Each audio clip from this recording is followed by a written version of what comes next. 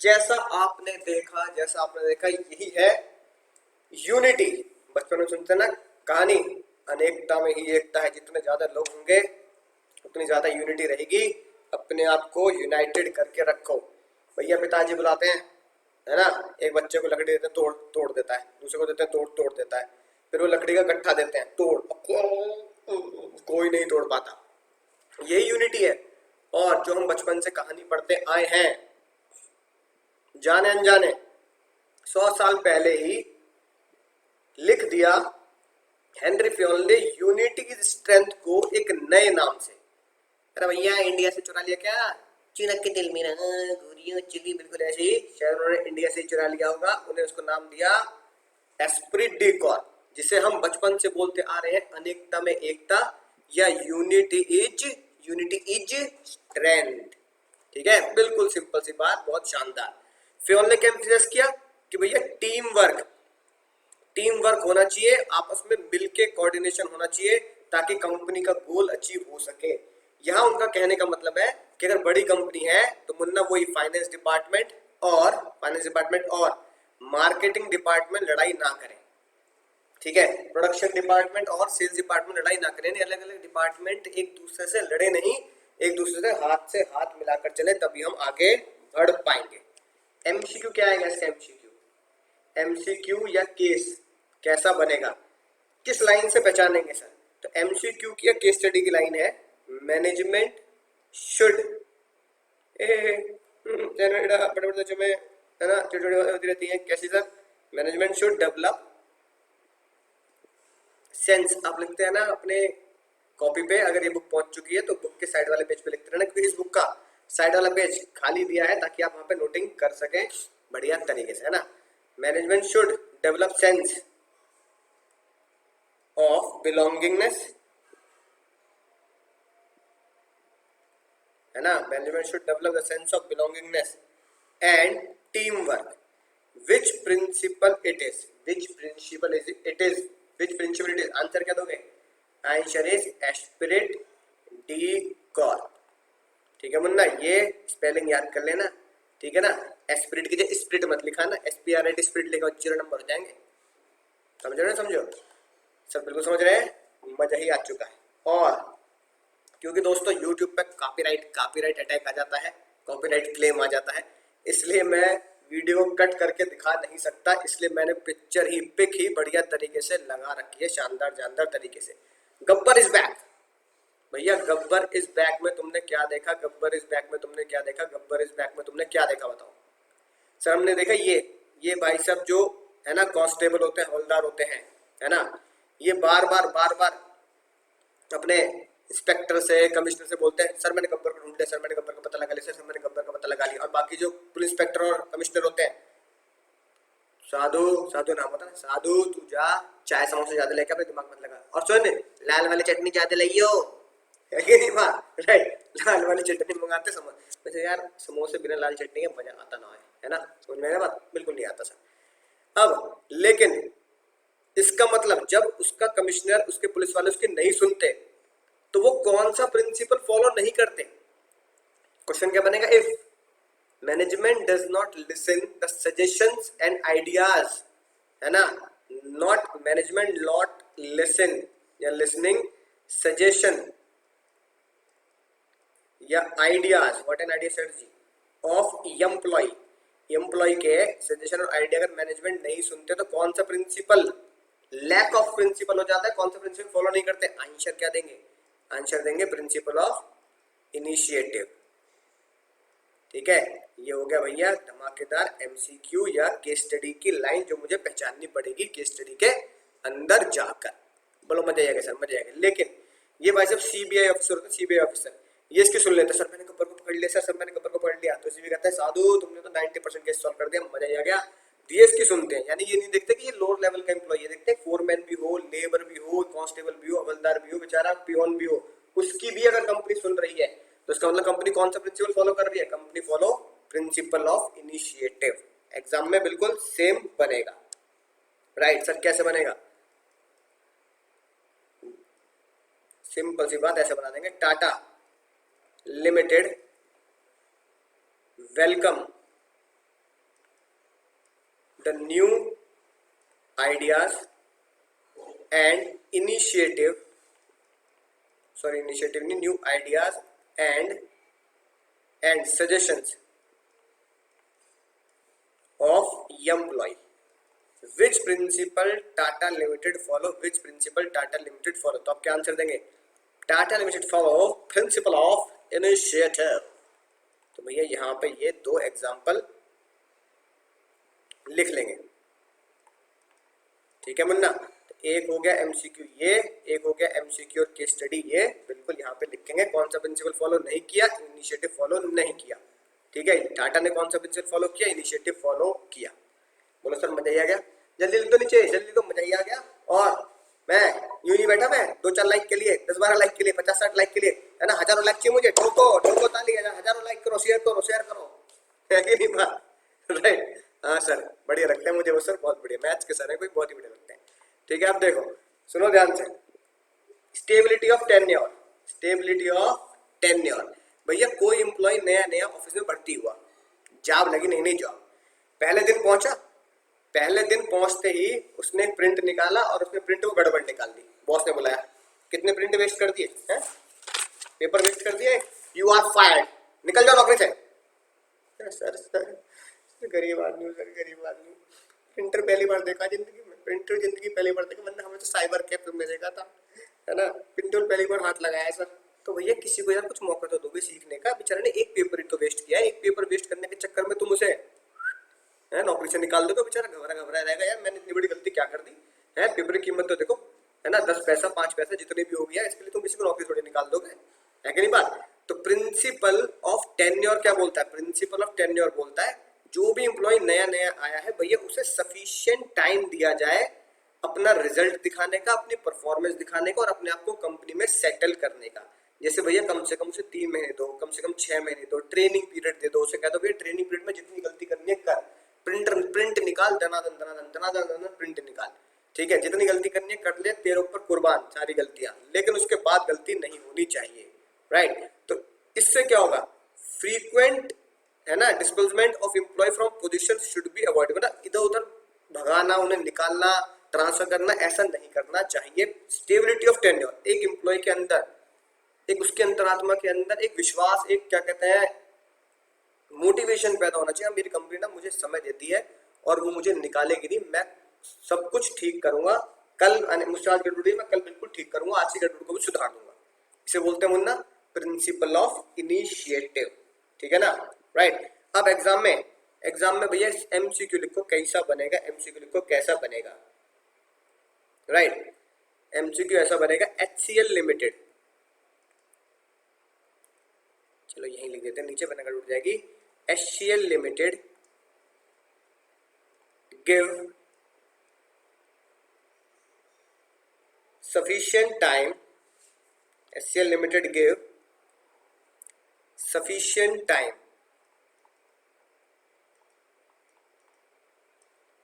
to employ for settling down, यानी settle down करने के लिए sufficient time देते हैं, राइट। या फिर दूसरा क्या बन सकता है, HCL limited does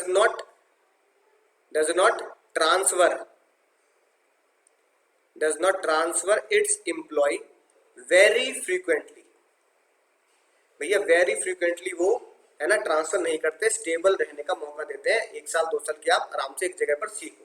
तो ये भैया MCQ 1 हो गया, ये MCQ 2 हो गया, और ये दोनों ही केस स्टडी की लाइन भी हो गई। केस स्टडी में अगर ऐसी लाइन लिखी मिली, है ना, कराऊंगा चिंता नहीं करो, कराऊंगा स्टडी भी, तो समझ जाना क्या है मुन्ना, स्टेबिलिटी ऑफ टेन्योर। बोलो सर मजा ही आ गया, मजा ही आ गया सर। और बचपन में अगर आप छोटे भाई हैं अपने घर में, अगर आप छोटे हैं तो बचपन में एक शिकायत हमेशा रही है, क्या शिकायत रही है ना, या बड़े हैं तो एक शिकायत हमेशा रही है, क्या, मम्मी मुझे पता है आप छोटे से ज्यादा प्यार करती हो, आपने मुझे बचपन में इतना कूटा, उसे तो मारते नहीं, जब मैं छोटा था ना 6-7 साल का, तो भैया मुझे झाड़ू भी पड़ रही है, चप्पल भी पड़ रही है, भेगो के मार रही हो, है कि नहीं बात, राइट। और ये अब मैं बड़ा हो गया, ये छोटा, इसे इतना नहीं मारती, इसे बड़ा लाड़ करती हो, आप इससे ज्यादा प्यार करती हो। छोटे भाई बड़े, मेरे अभी तो छोटे भाई बड़े भाई में यही बड़ी दिक्कत है, बड़े भाई को हमेशा लगता है छोटे को ज्यादा प्यार करते हैं, छोटे को ज्यादा प्यार करते हैं, छोटे को ज्यादा फेवर, वैसे होता यही, छोटे बच्चों को ज्यादा फेवर किया जाता है, घर के जो छोटे होते हैं लाडले होते हैं उन्हें वाकई में सच में ज्यादा फेवर ही किया जाता है। अगर ये घर में चलता है तो मुन्ना झेल लिया जाता है। जय भैया, अगर जय बात भैया अगर कंपनी में हो जाए तो दूसरे एम्प्लॉय को बुरा लगेगा ना लगेगा? बहुत बुरा लगेगा भैया सर, बहुत बुरा लगेगा, है कि नहीं बात? राइट। तो ये बात हेनरी फ्योल ने पहचान ली आज से 100 साल पहले। उन्होंने बोला यार आप एक एम्प्लॉय को डिफरेंट ट्रीटमेंट दे रहे हो, एक एम्प्लॉय को डिफरेंट ट्रीटमेंट दे रहे हो, चाहे किसी भी कारण से, आपका रिश्तेदार हो, आपका दोस्त हो, या आपको कोई अच्छा लगता हो कि भाई एम्प्लॉय बहुत बढ़िया है, बहुत फेवर है। जैसे कई बार क्लास में क्या होता है, क्लास टीचर को तुम्हारी क्लास में एक किताबी कीड़े टाइप का बालक हमेशा फेवरेट लगता है कि भाई ये सब काम परफेक्ट है, मेरे साथ भी था, हमारे क्लास में भी कोई ना कोई, मतलब हम तो बैक बेंचर टाइप हो गए, है कि नहीं? हाँ हाँ।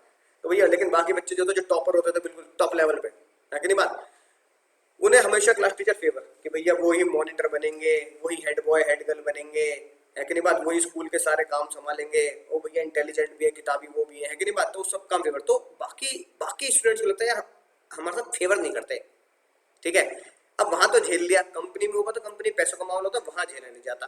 तो इक्विटी में लिखा गया सिमिलर ट्रीटमेंट होना चाहिए, है ना, जो एम्प्लॉय सिमिलर पोजीशन पे हो। मुद्दे की बात क्या, एम्प्लॉय कहाँ होना चाहिए, सिमिलर पोजीशन पे। भैया अगर कोई एम्प्लॉय टॉप पोजीशन पे तो उसको ज्यादा अच्छा ट्रीटमेंट मिलेगा, ऑब्वियसली बात है भैया, है कि नहीं बात। फोरमैन का और मुकेश अंबानी का ट्रीटमेंट एक थोड़ी हो जाएगा, मतलब मुकेश अंबानी आ रहे हैं तो पार्टी पपर में चल रहे हैं फट फट फट, है कि नहीं बात, और फोरमैन आ रहा है तो भैया उसके लिए हेलीकॉप्टर पूल बढ़ता जा रहा है, ऐसे उल्टा थोड़ी हो जाएगा। भैया फोरमैन आ रहा है तो आराम से आया, लो भाई ठीक है बहुत बढ़िया, और मुकेश अंबानी आ रहे हैं तो भैया कंपनी के मालिक हो गए एक तरीके से, वो है ना कंपनी के, है ना एमडी हो गए। तो सिमिलर पोजीशन, लेकिन अगर सिमिलर पोजीशन पे मान लो एक जर्नल, एक क्या कहते हैं फाइनेंस मैनेजर है और एक सेल्स मैनेजर है, तो ये दोनों सेम पोजीशन पे हो गए, इनके साथ भेदभाव नहीं होना चाहिए, ये सिमिलर काम या सिमिलर इनका ट्रीटमेंट होना चाहिए, उसे बोलते हैं प्रिंसिपल ऑफ इक्विटी, बराबरी जैसा, है ना, क्या देना, दर्जा देना और बिहेव करना, राइट। सर एग्जाम्पल कैसे बनेगा, एग्जाम्पल बनेगा, इसको आप क्या बोलोगे, पहला MCQ, which principle says there is no discrimination, there is no discrimination among employee, there is no discrimination among employee, है कि नहीं बात। जे हो गया सर, जे हो गया हमारा एमसीक्यू 1। तो आप क्या किस पे गोला बनाओगे, है ना, या केस स्टडी में है तो क्या लिख के आओगे मुन्ना, आप लिख के आओगे प्रिंसिपल ऑफ इक्विटी, राइट। दूसरा एग्जांपल देखो बहुत ही बढ़िया, इंडियन बॉन्ड सुंदर पिचाई, है ना, इंडियन है, इंडियन बॉन्ड सुंदर पिचाई, राइट, बिकम्स, सुंदर पिचाई जानते हो ना, अरे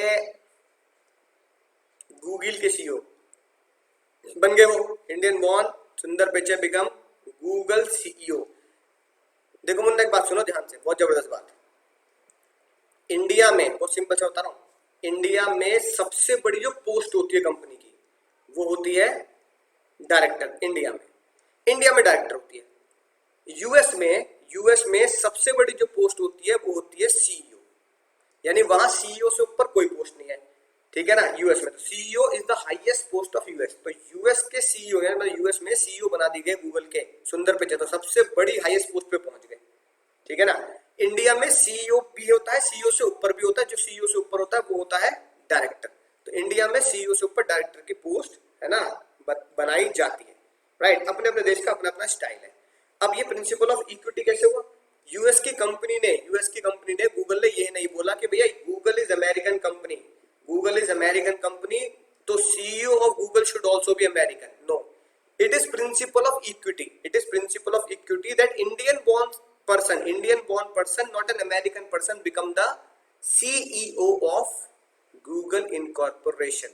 तो गूगल ने क्या किया, अमेरिकन बॉन्ड और इंडियन बॉन्ड में इक्विटी रखी, अमेरिकन बॉन्ड और इंडियन बॉन्ड में इक्विटी रखी, इसे बोलते हैं प्रिंसिपल ऑफ इक्विटी, राइट। ये हो गया आपका एमसीक्यू नंबर 2 कि भैया ये हुआ, तो बताओ कौन सा प्रिंसिपल फॉलो किया गूगल ने, तो अब क्या बात बताओगे सर गूगल ने फॉलो किया प्रिंसिपल ऑफ इक्विटी। एक मुन्ना, है ना, जब तुम स्कूल से घर पहुंचते हो तुम्हारे साथ पता क्या होता है, जैसे स्कूल से घर पहुंचे, गर्मी पड़ रही है भयानक, अरे यार पसीने, मैंने टाई, जैसे मैंने पहने की टाई उतारी, यूं फेंक के मारी, टाई लटक रही हो रही पंखे पे, अरे पंखे पे घूम रही टाई, है कि नहीं बात, तुमने कहा उतार ले कोई बात नहीं, पड़ी रहने दे, ठीक है। जूते उतारे, जूते मतलब हाथ से खोल बोल के, लेसेस खोल बोल के नहीं उतारे, जूते पैरों से जूता निकाला, जूता गया उड़ता हुआ उधर, मम्मी की चप्पल आ रही उधर से जूम उड़ती हुई, है कि नहीं बात, राइट। सॉक्स किधर पड़े कुछ नहीं पता।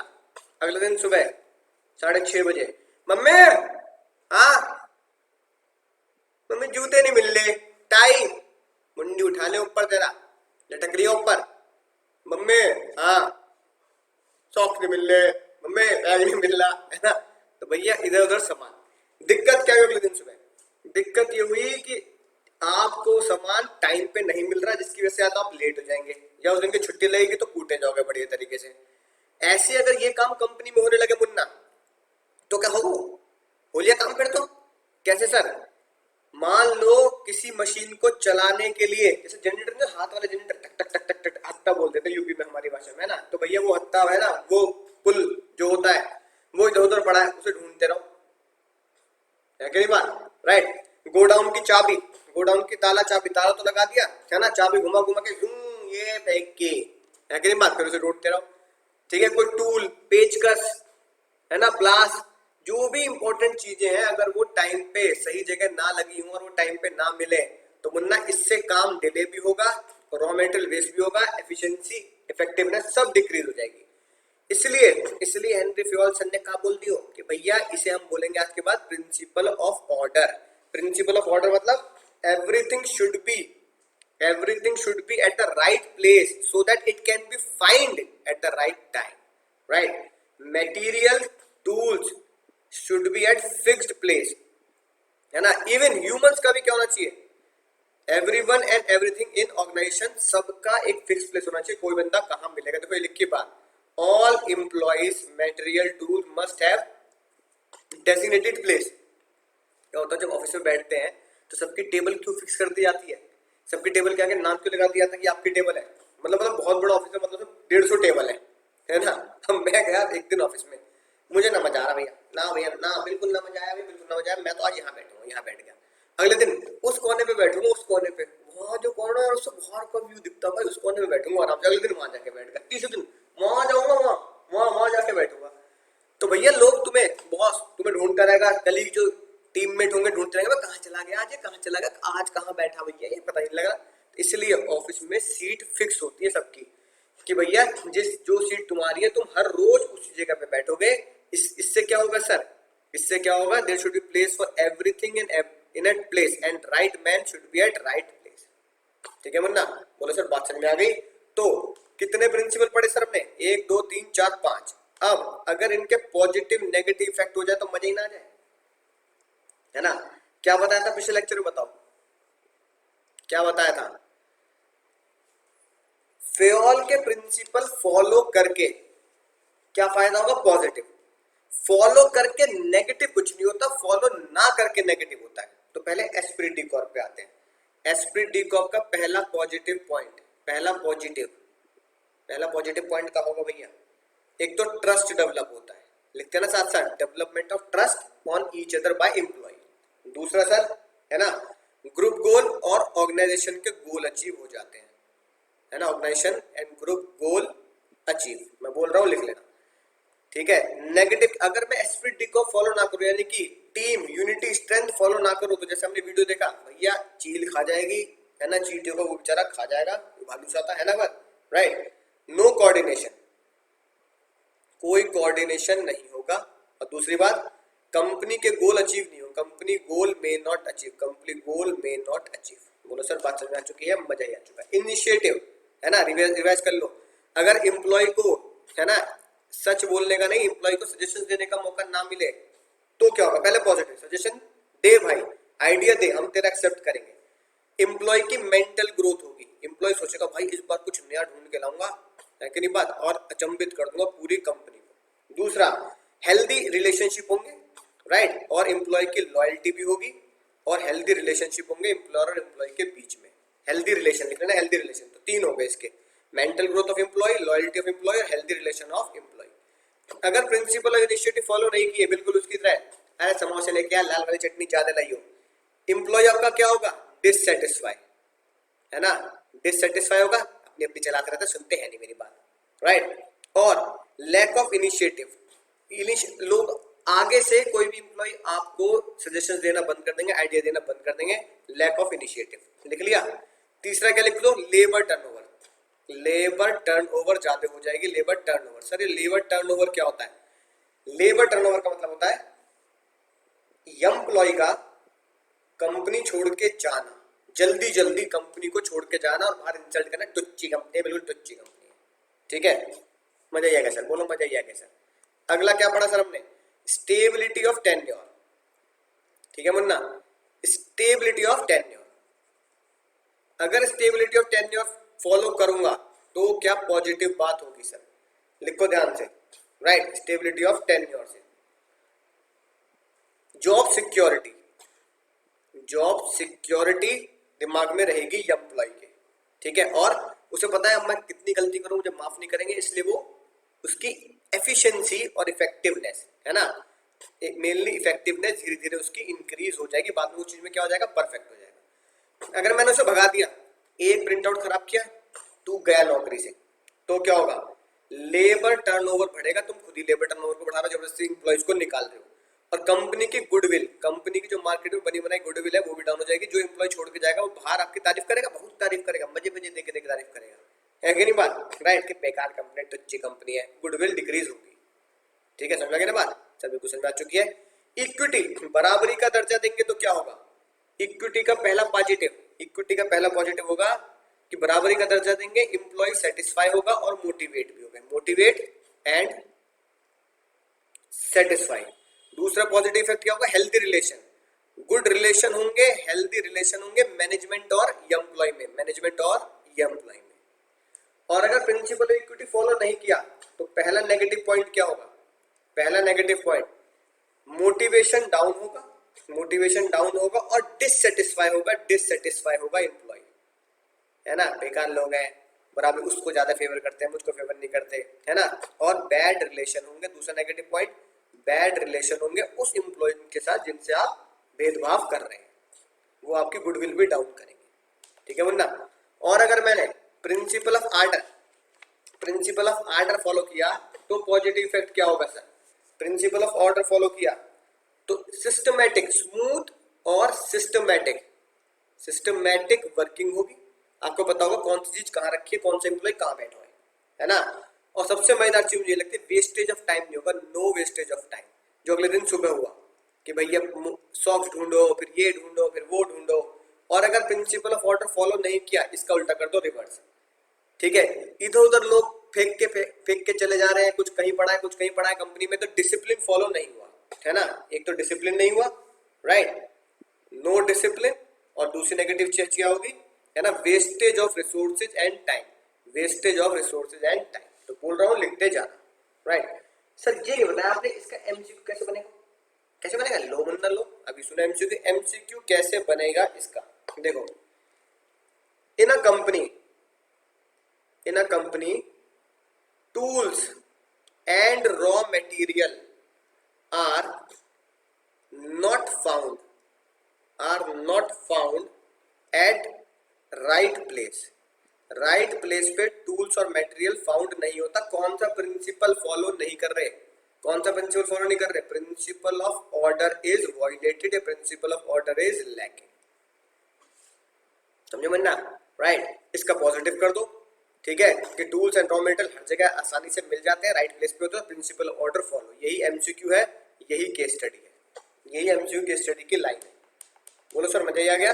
बोलो सर, शेयर भी कर दिया आपका मैटर। और जिंदगी में एक बात ध्यान रखना, एग्जाम जब देने जाओ ना तो वहां जाके मत करना जय माता दी, अक्कड़ बक्कड़ बम्बे वो 80-90 पूरे 100 में लगा धागा, है कि नहीं बात? ये मत करना भैया। क्यों? क्योंकि ये जो किस्मत आप अपना रहे हो ना, किस्मत, तो भैया किस्मत जुए में आजमाई जाती है मुन्ना, किस्मत जुए में आजमाई जाती है। क्या आपने भैया कोई जुआ खेल लिया? गोवा में तो लीगल है, गोवा में जाके कैसीनो में चले गए, जुआ खेल लिया ना, ना। कामयाब होने के लिए तो मुन्ना मेहनत पर यकीन करना होगा।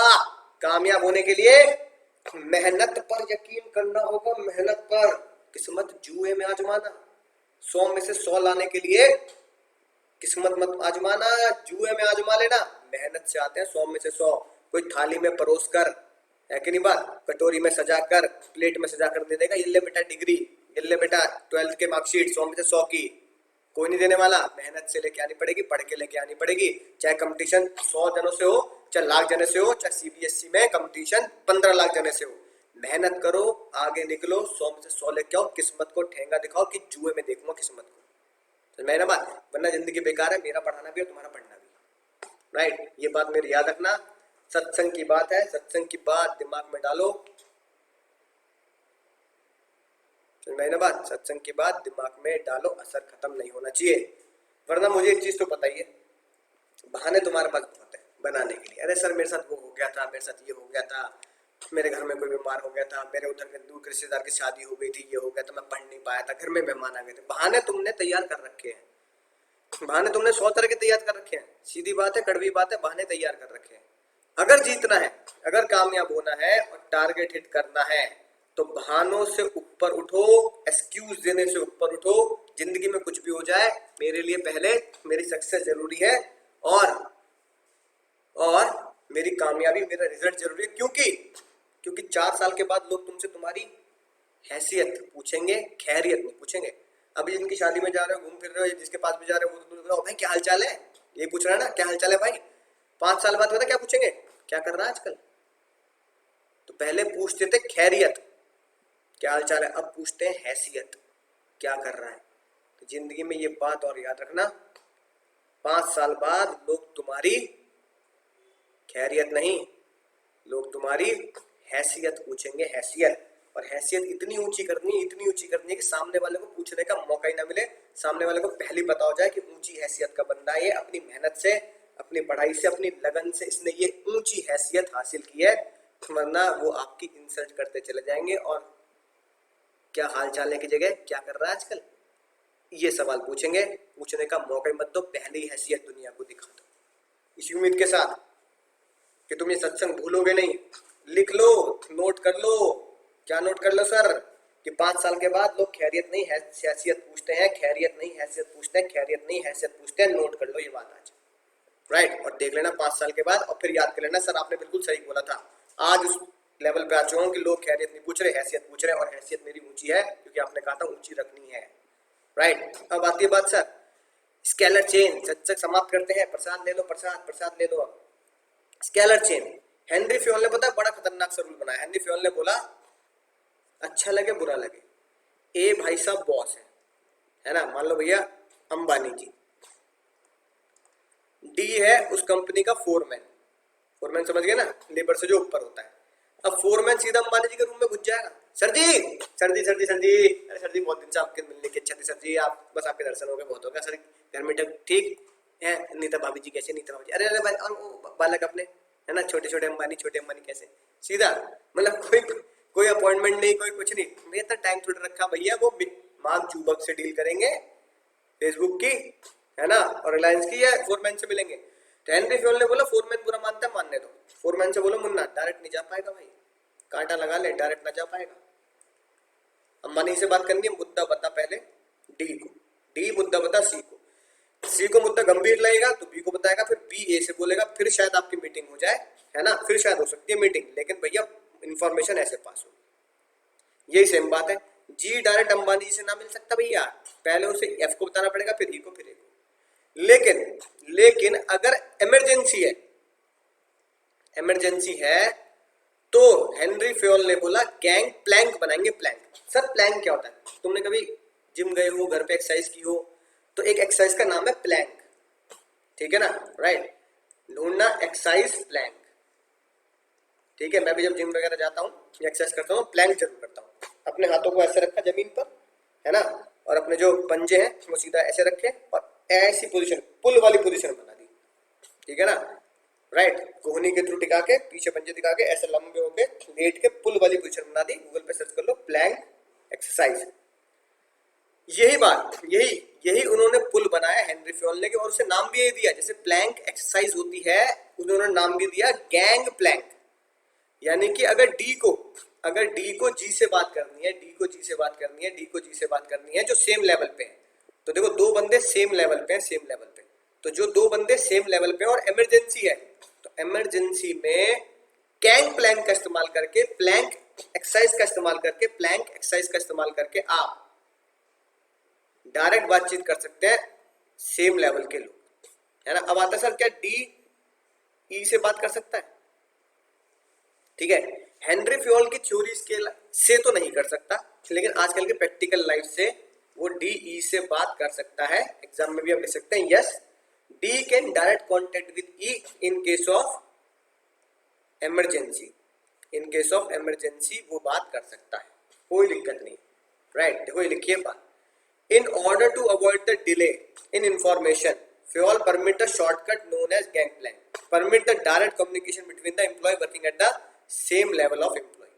लेकिन प्रैक्टिकली आजकल ये उन्होंने 100 साल पहले लिख दिया, लेकिन आजकल प्रैक्टिकल लाइफ में सेम लेवल पे ना हो तो भी आप प्लैंक का इस्तेमाल कर सकते हैं इन केस ऑफ इंफॉर्मेशन। और स्केलर चेन क्या होता है? Must follow the official line of command, कि आपको ऑफिशियल लाइन ही फॉलो करनी पड़ेगी। ठीक है वरना बात समझ में आ चुकी है? सर बिल्कुल समझ में आ चुकी है। अब सर पहले इसका पॉजिटिव नेगेटिव देख लेते हैं। अगर आपने स्केलर चेन अपनाया है और फेयोल सर की बात मानी है तो मुन्ना इसका पॉजिटिव इफेक्ट क्या होगा? बिल्कुल क्लियर कट, पहला पॉजिटिव इफेक्ट बिल्कुल क्लियर कट क्या होगा sir? Authority and responsibility, authority and responsibility fixed होगी।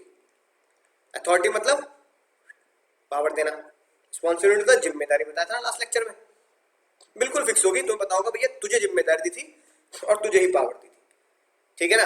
दूसरा unity of command, unity of command भी बढ़िया चलेगा, यानी कि एक बॉस। सर एक बॉस कैसे देखना जरा, यूनिटी ऑफ कमांड फॉलो हो रहा है नहीं हो रहा? डी का बॉस कौन? डी का बॉस सी, सी का बॉस बी, बी का boss A, unity of command follow हो रहा है। और अगर स्केलर चेन नहीं मानी तुमने नहीं मानी, तुमने नहीं सुनी किसकी? हेनरी फेयोल सर की, तो क्या होगा? तो क्या होगा sir? Authority responsibility, authority and responsibility not clear, clear ही नहीं होगी, पता ही नहीं लगेगा किसको पावर दे रहे किसको पावर नहीं दे रहे। और यूनिटी ऑफ कमांड भी क्लियर नहीं होगी, यूनिटी ऑफ कमांड भी क्लियर नहीं होगी, हेल्दी रिलेशन भी नहीं होंगे, ये भी लिख सकते हैं आप। ठीक है मुन्ना? राइट। अब इसका एमसीक्यू कैसे बनेगा और केस स्टडी में कैसे पहचानेंगे? कुछ ऐसा लिखा होगा, फोरमैन मिस्टर एक्स है, फोरमैन है, is not allowed to direct meet with CEO of the company. Which principle follow? Answer क्या दोगे भैया? स्केलर चेन फॉलो कर दी, स्केलर चेन फॉलो कर दी।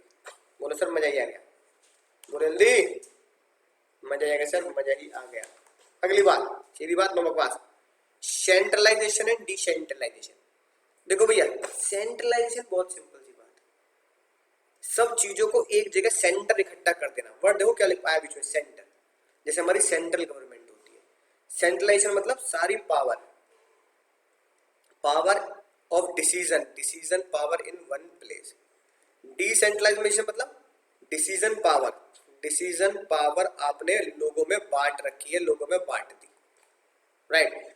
कौन सी कंपनी बढ़िया होती है? Centralisation decentralisation?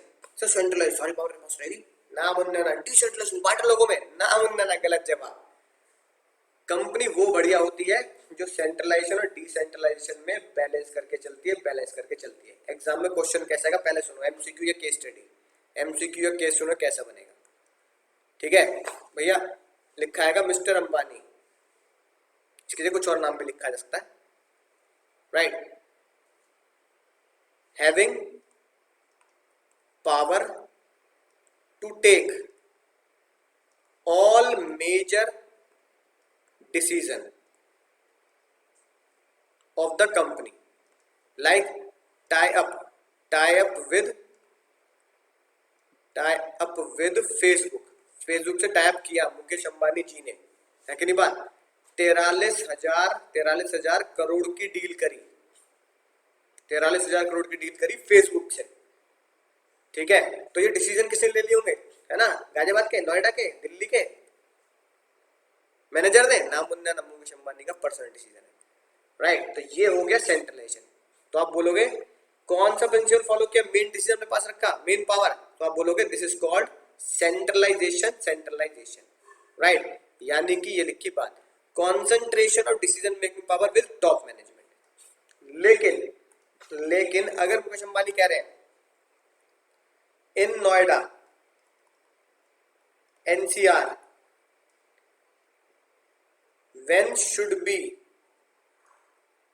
हॉलीडे, कब आपको है ना जियो कंपनी को हॉलीडे देनी है, राइट, कब एम्प्लॉय को हॉलीडे देना है, राइट, व्हेन शुड बी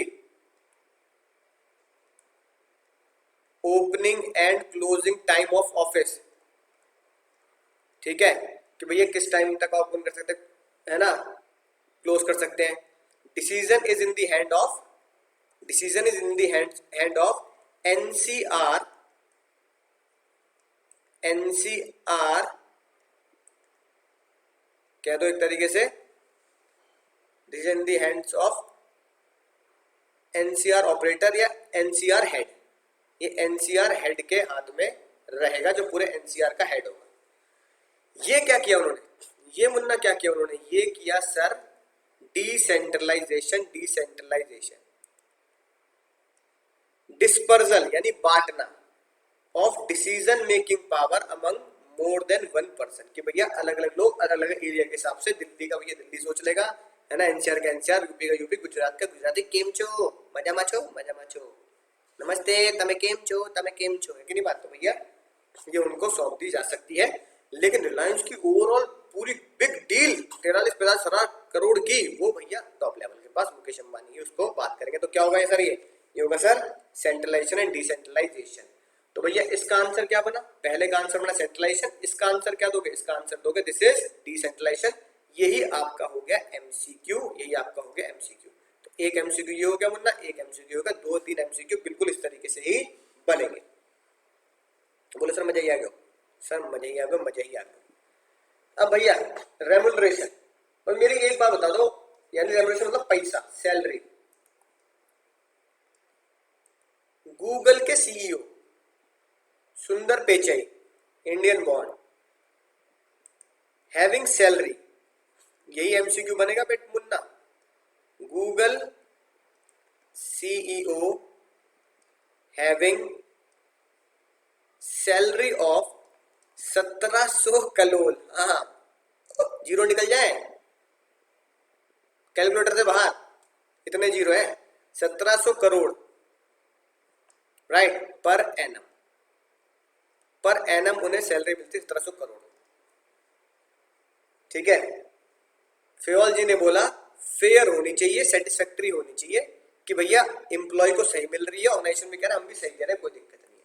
क्या फेयर रेमुनरेशन है कि नहीं है, कम है, ज्यादा है, ओके है, ठीक है, बढ़िया है सर, ज्यादा है, कम है सर, बहुत ज्यादा है सर, बहुत नहीं, हद से ज्यादा है सर, हद से भी ज्यादा है, मैं तुझे प्यार करता हूँ, इससे भी हद से भी ज्यादा है सर, है कि नहीं बात। तो अब आ जाएगी सीबीएसई बोर्ड से लगा लो काटे, भैया हद से ज्यादा नहीं है, हद से भी ज्यादा नहीं है, ये बिल्कुल फेयर है, उनकी कैपेबिलिटी के हिसाब से, है ना, उनकी वर्किंग नॉलेज के हिसाब से, एम्प्लॉय की कैपेबिलिटी के हिसाब से, एम्प्लॉय के एक्सपीरियंस के हिसाब से, है ना। This is fair remuneration of Sundar Pichai, this is fair remuneration of Sundar Pichai. तो भैया यही बोला जाएगा क्या सर, प्रिंसिपल ऑफ रेमुनरेशन या प्रिंसिपल ऑफ फेयर रेमुनरेशन, ठीक है मुन्ना, राइट, बात समझ में आ चुकी है सर, बिल्कुल समझ में आ चुकी है, बोलो सर बात समझ में आ चुकी है, मजा आ चुका है, यही एमसीक्यू बनेगा फेयर रेमुनरेशन का, जस्ट एन इक्वल या जस्ट एन सेटिस्फैक्टरी रेमुनरेशन। अब मुन्ना तुमने यार, अब वही बात दिक्कत है भैया कि मैं तुम्हें मूवी दिखा नहीं सकता, कॉपीराइट आ जाता है, इसलिए बता ही सकता हूँ, ये बड़ी दिक्कत है, दिखा नहीं पा रहा। क्या तुमने मुन्ना मुन्नियो बॉर्डर पिक्चर देखी है, बॉर्डर देखिए नहीं देखिए बता दो, सनी देओल की, मैडम जी तारीख पे तारीख मिली है सर, ये बॉर्डर नहीं थी लेकिन बॉर्डर थी, वो कहते हैं कि सुबह का नाश्ता करेंगे जैसलमेर में, दोपहर का खाना खाएंगे है ना जयपुर में, और रात का डिनर करेंगे दिल्ली में, लेकिन आज मैं उनका डिनर करूंगा और दिखा दूंगा कि भारत की धरती पे कदम रखना खतरे से खाली नहीं, नामुमकिन ही है, और चाहे जान चली जाए मैडम की हेड पे मुखाड़ने पड़ जाए, आज एक एक टैंक काट दूंगा, यानी बॉर्डर पिक्चर आप सभी ने देखी है, हिंदुस्तान हिंदुस्तान 1971 पे बनी थी। तो भैया उसमें उसमें एक सीन दिखाते हैं कि भाई आपका अपना इंटरेस्ट, ठीक है, वो हमेशा सेकेंडरी होता है, वो हमेशा बाद में होता है। पहला इंटरेस्ट किसका होता है? पहला इंटरेस्ट होता है देश का, जनरल देश का। यही एक सिपाही को सिखाया जाता है और इन्हीं के लिए उन्हें सैल्यूट किया जाता है। अब जितने भी बेचारे, चाहे सनी देओल बच गए, लेकिन जितने भी बाकी और सुनील शेट्टी हो गए,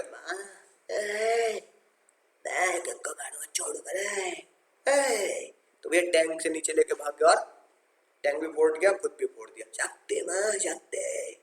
तो भैया सुनील शेट्टी है ना, अल्लाह को प्यारे बोलिए। अक्षय खन्ना थे, वो भी भैया, ठीक है। मम्मी इंतजार कर रही है कि भैया शादी हो गई है कि नहीं बात, फिर उनसे इंतजार कर रही है कि आएगा तो भैया शादी करेंगे। सुनील शेट्टी घर पे भी बच्चे इंतजार कर रहे हैं। तो वहां क्या सिखाया जाता है? वहां सिखाया जाता है आर्मी में, सर सर सर सर, घर परिवार, पापा मम्मी भाई बहन, इवन बीवी बच्चे, सब सब सेकेंडरी है। सबसे पहले है देश, चाहे देश के लिए जान तक क्यों ना देनी पड़ जाए, चाहे जान लेनी पड़े, चाहे जान देनी पड़े, बलि चढ़ानी पड़ेगी, सब कुछ सेकेंडरी होता है, सिर्फ देश पहले होता है। जब ये बात देखी भैया, ये तो हर आर्मी वाले को सिखाया जाता है कि घर परिवार, पापा मम्मी भाई बहन, घर है ना, बीवी बच्चे, सब क्या है, मेरा इंडिविजुअल इंटरेस्ट है, क्योंकि मैं ही सिर्फ उनके लिए है ना हूँ, मैं उनसे प्रेम करता हूँ, मेरा इंडिविजुअल इंटरेस्ट है। देश प्रेम सबसे टॉप पे है, ये जनरल इंटरेस्ट है, क्योंकि हर कोई अपने देश से प्यार करता है। यही बात हेनरी फ्योल ने बोली कि इंडिविजुअल इंटरेस्ट हमेशा सबऑर्डिनेट होना चाहिए, इंडिविजुअल इंटरेस्ट हमेशा छोटा होना चाहिए, और जनरल इंटरेस्ट, देश का इंटरेस्ट, जनरल इंटरेस्ट हमेशा टॉप पे होना चाहिए। तो हेनरी फ्योल ने यही बोला, ऑर्गेनाइजेशन इंटरेस्ट, कंपनी का इंटरेस्ट हमेशा प्रायोरिटी ऊपर होना चाहिए ओवर द पर्सनल इंटरेस्ट। दिखेगा एग्जाम में कैसे दिखेगा, एमसीक्यू या केस? एमसीक्यू या केस देखो कैसा आएगा, सुनना ध्यान से। कंपनी है कि नहीं बात, मतलब एक्स लिमिटेड एक कंपनी है, company is in huge loss, लिखते हैं ना, साथ साथ लिखते जाना, पहली कह रहा हूं, कसम मां भवानी की लिखते रहना। Company is in huge loss and bonus of employees are due, employee का बोनस ड्यू है, but employees are ready to give up. वो कह रहे हैं भैया बोनस मत दो, employees are ready to give up bonus so that company can come out from loss. Which principle, ये एग्जाम का फिक्स क्वेश्चन है Munna, which principle is followed? Employee कह रहे हैं कि भैया ठीक है कंपनी लॉस में, हमारा बोनस ड्यू है, हमें बोनस नहीं चाहिए, हमने छोड़ा बोनस। एम्प्लॉय रेडी है बोनस गिव अप करने के लिए, ताकि कंपनी लॉस में से उभर सके, कंपनी लॉस में से वापस आ सके। कौन सा प्रिंसिपल फॉलो किया सभी एम्प्लॉय ने? आंसर है मुन्ना ये, अपना personal interest, bonus personal interest छोड़ दिया, कंपनी का इंटरेस्ट ऊपर रखा, पर्सनल इंटरेस्ट नीचे, कंपनी का इंटरेस्ट ऊपर, पर्सनल इंटरेस्ट नीचे, कंपनी का इंटरेस्ट ऊपर, चाइना की तरह, ठीक है। आंसर होगा ये। रिवर्स कर दो भैया एमसीक्यू को, रिवर्स कर दो। कंपनी लॉस में चल रही है, एम्प्लॉय अड़ गए कि भैया हमारा बोनस ड्यू है, हमारी सैलरी ड्यू है, हमारा इंसेंटिव ड्यू है, हमें देना पड़ेगा वरना हम स्ट्राइक कर देंगे। कौन सा प्रिंसिपल फॉलो नहीं कर रहे? ये वाला principle of individual interest over general interest follow नहीं कर रहे।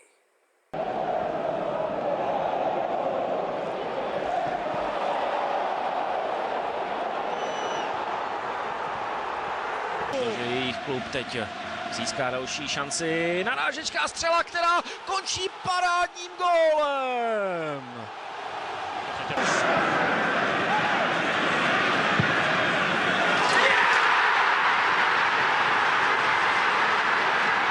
Mina se va del primero, habilita a Rodrigo, intentan hacer la pared, mete la cabeza a Santi Mina, Rodrigo, bueno, qué maravilla, qué maravilla, qué maravilla, che meraviglia! तो मुन्ना, जैसा तुमने देखा football match, भैया एक बात बताओ, जो भी फुटबॉल मैच तुम देखते हो, अगर मुझे गोल उस तरफ करना है तो सारे खिलाड़ी उस तरफ देखेंगे या एक ऐसा खड़ा गोल टाइम? मगर ओ भैया, ओ डिफेंडर, ओ भाई इधर भी क्या ना, मैं तो उधर मुंह करके खड़ा हूँ, उल्टा मुंह करके खड़ा हुआ क्या वो? नहीं ना। यानी सबका फोकस, सबका गोल, सबका टारगेट एक ही तरफ होता है, एक ही तरफ होता है, सबकी गर्दन भी एक ही तरफ होती है। यानी सब एक ही डायरेक्शन में, बॉल भी किस तरफ फेंक रहे होते हैं? बॉल आई मेरे पास, उल्टा अपने गोलकीपर के पास फेंक दूंगा क्या, या अपने गोले मार दूंगा?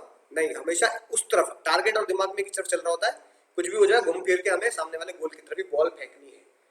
इससे पता लगता है कि सारे के सारे खिलाड़ी, फुटबॉल में जितने भी खिलाड़ी हैं वो सारे के सारे खिलाड़ी, सारे के सारे प्लेयर्स, हॉकी में भी ये चक इंडियन देखी, ले प्रीति दिखा दे उस लौंडे को, है कि नहीं बात? राइट। तो भैया चौटाला भी क्या करती है, कोमल चौटाला भी प्रीति को ही पास देती है, जा दिखा दे उसे कि मैं गोल कर सकती हूँ, मैं जीत सकती हूँ। यानी कि वो भी सारे के सारे खिलाड़ी एक ही तरफ भाग रहे होते हैं। इसको बोलते हैं यूनिटी ऑफ डायरेक्शन। जितने भी प्लेयर हैं, जितने भी हॉकी प्लेयर है, फुटबॉल प्लेयर है, सब एक ही डायरेक्शन में यूनिटी मिल के भागेंगे। ये प्रिंसिपल उठाया हॉकी फुटबॉल टीम से, राइट। हेनरी फ्योल ने बोला मुन्ना, मुन्नियो, बिल्कुल ऐसे ही जैसे हॉकी और फुटबॉल में है तो है। All the unity of organisation, जितनी भी यूनिट्स है, यहाँ यूनिट्स का मतलब बोले तो department, finance department, production department, marketing department, sales department, सारे डिपार्टमेंट का एम ही होना चाहिए एक डायरेक्शन में बढ़े। और वो डायरेक्शन तुम्हें पता है क्या होता है, कंपनी को ऊंचाइयों पे लेके जाना, प्रॉफिट को लेके जाना, है ना, और कंपनी के गोल अचीव करना। ठीक है, इसे एक नाम और दिया था प्यार से, one head one head one head one plan, one head one plan. MCQ क्या बनेगा? एमसीक्यू देखो मुन्ना क्या बनेगा, एक ऐसी कंपनी बताओ जो स्कूटी भी बनाती है, स्कूटी एग्री बात, और कार भी बनाती हो। कौन सी कंपनी है सर? तो बताओ ना कौन सी कंपनी, बहुत सारी है तो कौन सी कंपनी है सर? होंडा। अब होंडा कंपनी एक तो कार बनाती है, होंडा सिटी है ना, फेमस कार है, और एक होंडा कंपनी होती है एक्टिवा, होंडा एक्टिवा स्कूटी। तो भैया यूनिटी ऑफ डायरेक्शन पता क्या बोलता है? यूनिटी ऑफ डायरेक्शन बोलता है कि होंडा की जो कार है उसकी फाइनेंस डिपार्टमेंट अलग होना चाहिए, उसका प्रोडक्शन डिपार्टमेंट अलग होना चाहिए, उसका मार्केटिंग डिपार्टमेंट अलग होना चाहिए। अब होंडा कार की जो मार्केटिंग कर रहे हो आप, स्कूटी की कोई मार्केटिंग कर दोगे? पता ना, होंडा सिटी की मार्केटिंग कर रहे हो तो भैया किसी बढ़िया सेलिब्रिटी को लिया, बढ़िया तरीके से डिजाइन किया, आपको पता है भैया 12 लाख 13 लाख की गाड़ी बिकेगी। एक्टिवा है ना 50 60 60 70 हजार की बाइक वो बिकेगी स्कूटी, तो इसकी मार्केटिंग बिल्कुल उसकी तरह कर दोगे, है ना। बच्चन साहब स्कूटी चलाते हुए आ रहे हैं, है कि नहीं बात? कह रहे हैं स्कूटी के साथ साथ पीछे कार भी खड़ी है होंडा सिटी, वो भी ले लेना भैया, ऐसे कर दोगे क्या? ये होंडा सिटी से उतर के बच्चन साहब कह रहे हैं, कोई हीरो कह रहा है जब आपको कार में मजा ना आ रहा हो तो स्कूटी ले लेना, घूमते चलना स्कूटी पे, ठंडी चाचा जी हवा लेते हैं कि नहीं बात? तो ऐसे तो नहीं कर सकते ना भैया। तो बायर कंफ्यूज हो जाएगा, भैया जय बता दो, भैया जय बता दो, हमें जय बता दो, स्कूटी लेनी है, कार लेनी है, जय बता दो। तो भैया हेनरी फ्योल ने बोला मिक्सिंग मत करो, दोनों के गोल अचीव करो, इनका प्रोडक्शन अलग करो और इनका है ना फाइनेंस अलग करो। भैया एक्टिवा बन रही है महीने में मान लो 1000 पूरे इंडिया में, भैया कार महीने में 1000 नहीं बना रहे, आपको डिमांड भी तो देखनी पड़ेगी। 11 लाख की कार, 12 लाख की कार कितने लोग खरीदने के लिए तैयार है? पर स्कूटी खरीदने के लिए तैयार है, कोई दिक्कत वाली बात नहीं। स्कूटी जो तो स्कूटी तो स्टूडेंट भी खरीद लेते हैं, तुमने भी स्कूटी खरीद ली होगी, पापा ने दिला भी दी होगी, पर बोल देना पापा मजा ना आ रहा स्कूटी में जाने में, ना मजा ना आता बिल्कुल। होंडा सिटी दिला दो, होंडा सिटी में थोड़ा मजा सा रहेगा, आराम से बैठ के जाऊंगा अंदर, है ना, राइट। तो बाबा होंडा सिटी दिलाएंगे, बिल्कुल दिलाएंगे, वो खिलौने वाली लाएंगे। ले तू कहता ना होंडा सिटी, है ना, लिया हाँ टॉयज की दुकान थी ना, वहां से ले होंडा सिटी, ले इस पे बैठ के चला जियो, छोटी इस पे बैठ, ले बैठ बैठ इस पे बैठ, इस पे चला जियो, तो दिला देंगे। भैया हो सकता है एक्टिवा के लिए तो पापा सोच रहे चल ठीक है यार, धूप हो रही है, कैसे जाएगा, ये हो रही है, कोरोना वोरोना हो गई तो भैया है ना दिक्कत आ रही है भाई, है ना, बस में नहीं जाना, ऑटो में नहीं जाना, तो चल स्कूटी दिला दी। पर कार ना मुन्ना, कार तो पिताजी बोलेंगे पहले पढ़ ले, कमा ले, खुद दे दियो और मुझे भी दिला दियो, है कि नहीं बात? ये बनता भी उनका कहना। तो दोनों का अलग अलग काम है, दोनों की अलग अलग प्लानिंग है, दोनों के अलग अलग मार्केटिंग स्ट्रेटजी है, इसलिए भैया दोनों को अलग करो। ये बोलते हैं यूनिटी ऑफ डायरेक्शन। एक कंपनी की कार की डायरेक्शन अलग होगी, एक कंपनी की एक्टिव की डायरेक्शन अलग होगी। यही एग्जाम में एमसीक्यू आएगा कि there is a car division, division दूसरा कह दो है ना, देयर इज अ मान लो cloth division having separate finance production, and there is a an electric division having the separate production marketing, which principle is followed? Unity of direction Munna, unity of direction। बोलो sir बात समझ में आ चुकी है? मजा ही आ चुका है। अब सर पॉजिटिव नेगेटिव और लिख लें तो मजा ही आ जाए, पॉजिटिव नेगेटिव और लिख लें मजा ही आ जाए।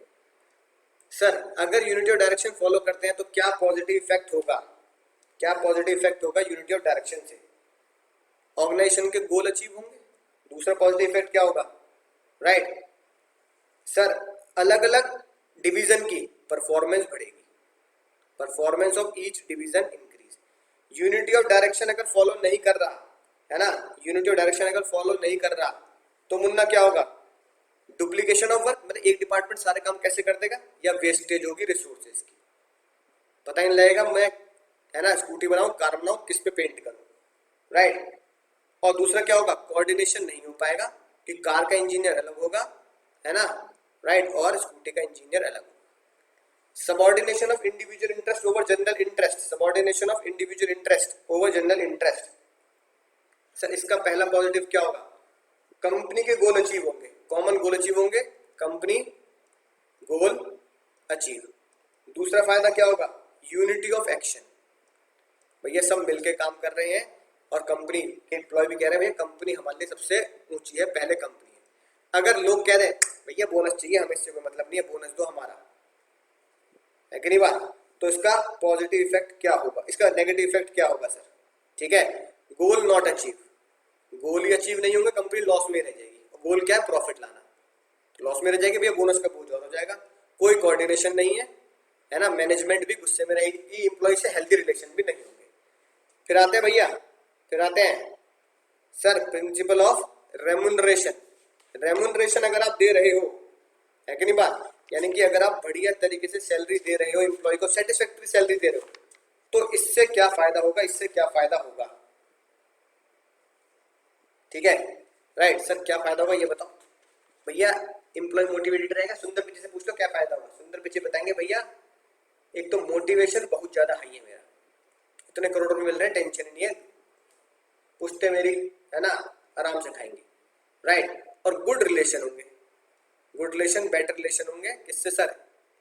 मैनेजमेंट से, कि भैया मैनेजमेंट बढ़िया पैसा दे रही है। अगर प्रिंसिपल रेवोल्यूशन फॉलो नहीं करेंगे तो नेगेटिव क्या होगा? नो मोटिवेशन या लैक ऑफ मोटिवेशन। काम कराते रहे यार हमसे, यार काम कराते रहे हमसे, पैसे देते ना, मैं ना हूँ कल से बिल्कुल भी, तो यही गुस्सा आएगा यार। काम कराते हैं, लाख रुपए का सैलरी देते हैं, 20,000 रुपए, 50,000 रुपए, 30,000 रुपए, बहुत ही खराब कंपनी है। इससे डिससेटिस्फेक्शन आएगा और अनहेल्दी रिलेशन होंगे मैनेजमेंट और वर्कर के बीच में। फिर सेंट्रलाइजेशन और डिसेंट्रलाइजेशन से क्या होगा सर? सेंट्रलाइजेशन और डिसेंट्रलाइजेशन से, ठीक है मुन्ना सर। सेंट्रलाइजेशन डिसेंट्रलाइजेशन से पॉजिटिव बताओ पहले। पॉजिटिव होगा डिसीजन मेकिंग, सुंदर जो डिसीजन मेकिंग मुकेश अंबानी ने ली मार्क जुकर के साथ मिलकर, वो लेंगे, नीचे वाले अपने आप डिसीजन ले लेंगे, ऊपर को डिस्टर्ब नहीं करेंगे। तो इससे फायदा क्या होगा? Effective decision making. सर दूसरा फायदा क्या होगा? कि भैया नीचे वाले खुद अपनी मर्जी से डिसीजन ले सकते हैं, तो मोटिवेशन इंक्रीज होगा, है ना, और रिस्पॉन्सिबिलिटी का सेंस आएगा, सेंस ऑफ रिस्पॉन्सिबिलिटी। ठीक है sir, motivation, sense of responsibility नहीं कर रहे हम। सेंट्रलाइजेशन डिसेंट्रलाइजेशन सारी पावर खुद रखोगे या तो, है ना, ये सारी पावर नीचे वाले को दे दोगे, तो क्या होगा? Slow decision making. सारी पावर आपने खुद रख ली तो स्लो डिसीजन। क्यों सर? अगर सेंट्रलाइजेशन में सारी पावर खुद रख लोगे तो भैया कल छुट्टी रखनी है, क्या करना है, ये एनसीआर में कैसे काम चलाना है, मैं बार बार मुंबई फोन करता हूँ, भैया बात करा दो यार, अंबानी से बात करो, पूछ ले कैसे करना है दिल्ली में, ठीक है, तो स्लो डिसीजन मेकिंग। और अगर 100% है ना, 100% सेंट्रलाइजेशन, और अगर डिसेंट्रलाइजेशन कर दिया 100%, सब कुछ नीचे वालों को दे दिया, जूबर्ग से भी खुद ही बात कर लो भैया, जूबर्ग से भी, ठीक है, तो क्या होगा सर? तो क्या होगा? सोचो, मिसयूज ऑफ अथॉरिटी, लोग आपकी पावर का मिसयूज करेंगे, पावर का मिसयूज। बोलो सर बात समझ में आ चुकी है? जल्दी बोलो, बात समझ में आ चुकी है सर? मजा ही आ चुका है, मजा ही आ चुका है, राइट। अब मुन्ना बड़ी खतरनाक चीज जो मैं तुम्हें बताने जा रहा हूं, दिल थाम के बैठेंगे, अपने जिगर को थामो के बैठो, ये वाला गाना गाते हुए दिल थाम के बैठेंगे। सर सीक्रेट कोड क्या है? सीक्रेट कोड, सीक्रेट कोड, मजा ही आने वाला है।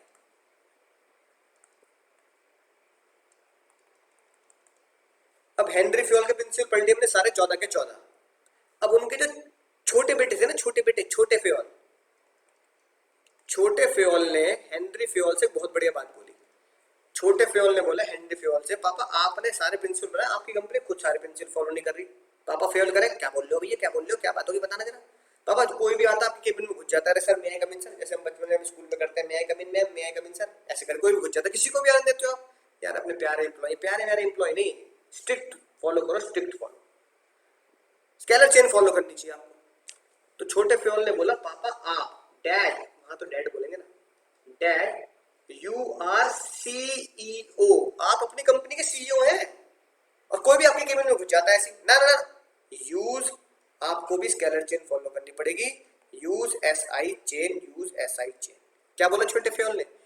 पापा डैड, पापा डैड, पापा बेडरूम से लगाइए, कैसे बैठेगा पापा, dad you are CEO, use SI chain. Dad, D से डिवीजन ऑफ वर्क, ए से अथॉरिटी एंड रिस्पॉन्सिबिलिटी, डी से डिसिप्लिन, मजा आएगा बोलो, यू से यूनिटी ऑफ कमांड, आर से मुन्ना प्रिंसिपल ऑफ रेम्युनरेशन, ठीक है। सीईओ के सी से centralisation and decentralisation, centralisation and decentralisation, E से प्रिंसिपल ऑफ इक्विटी, ओ से प्रिंसिपल ऑफ ऑर्डर, वाह सर वाह वाह वाह वाह वाह वाह वाह। यू से सर यूनिटी ऑफ डायरेक्शन, वाह सर। एस से सर सबऑर्डिनेशन, आर्मी वाला है ना, आज हम उनका नाश्ता करेंगे और उन्हें दिखा देंगे हमारी बुक भी बढ़िया है, subordination of individual interest over general interest, ठीक है मुन्ना। एस से क्या बनेगा? एस से स्टेबिलिटी ऑफ पर्सनल, कुछ तो समय दे दो भैया 1-2 महीने का एडजस्ट करने के लिए, स्टेबिलिटी ऑफ पर्सनल। आई से क्या बनेगा Munna? Principal of initiative, Gabbar is back, sir मैंने गब्बर को ढूंढ लिया, तू जा चाय समोसा लेके आ, लाल वाली चटनी ज्यादा लगी, इनिशिएटिव नहीं हुआ वहां, तो इनिशिएटिव होना चाहिए, ठीक है। और मुन्ना चेन, चेन अपने आप में क्या है? स्केलर चेन, ठीक है। समझ में आ गई बात? हाँ सर बिल्कुल समझ में आ चुकी है और मजा ही आ चुका है, ठीक है। और ई रह गया, ई से समझ गए, एस्पिरिट, एस्पिरिट डी कॉर्प। तो मुन्ना ये बहुत ही शानदार जानदार सीक्रेट कोड है ना, ध्यान से देखेंगे, ध्यान से देखेंगे और मजा ही आ जाएगा आपको। सर अब क्या हो गया सर? सर चले, अच्छा चलता हूं ना मुन्ना ना, अब चलते हैं केस स्टडीज की तरफ।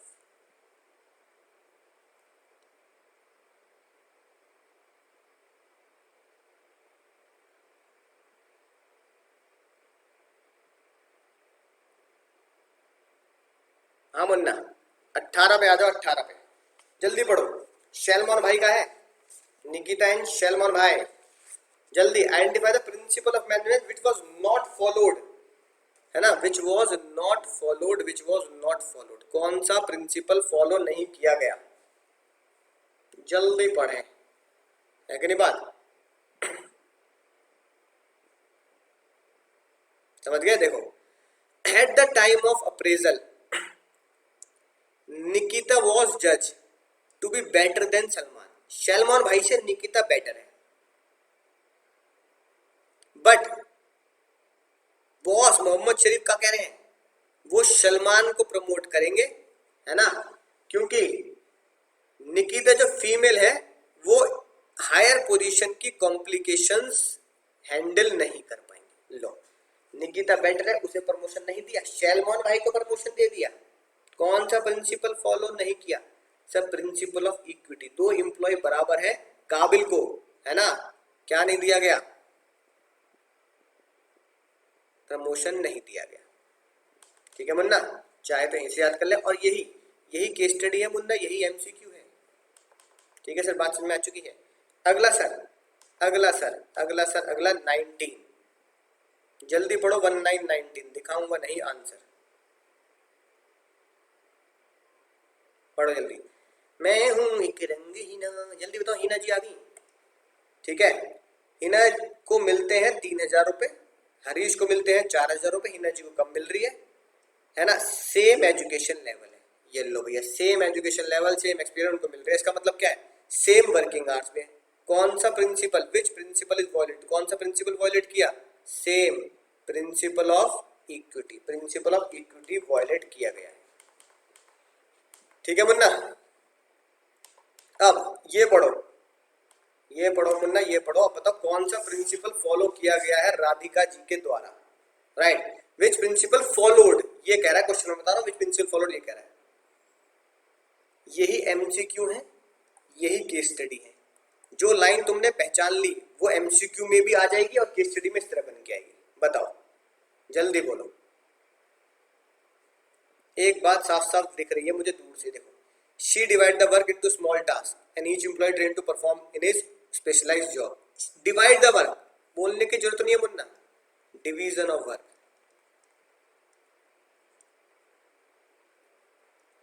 बहुत मजेदार है, चांद तारे लगा देंगे इसके ऊपर, चांद तारे फूल और खुशबू, इंपॉर्टेंट केस लॉ है। अगला ये देखो मजेदार बात, सेल्समैन को क्या बोला कि अगर डील हो रही है तो तू तो डिस्काउंट दे दे 10% तक, तूने 10% डिस्काउंट बोल दिया, डन, मान लिया।